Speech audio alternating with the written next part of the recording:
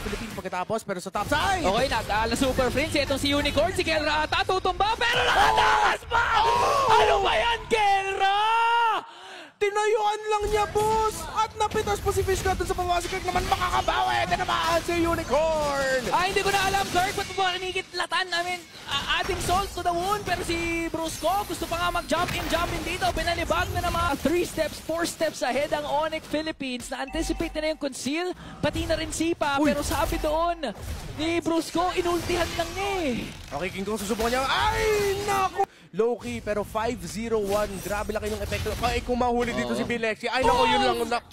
Glowing one siya. Ay, Brusco pumasok kagad! At pinalibag na nga itong si Fish God, the feathered airstrike.